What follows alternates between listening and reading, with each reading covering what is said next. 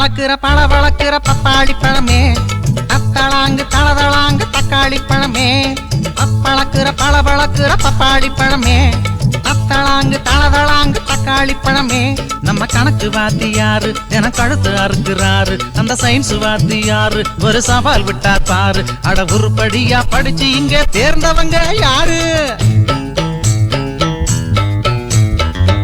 வாத்திக்கும் எனக்கும் ஒரு சொந்த இருக்குடா, அவருக்கு கல்யாண வயசில் ஒரு பொண்ணு இருக்குடா. ஐயோ,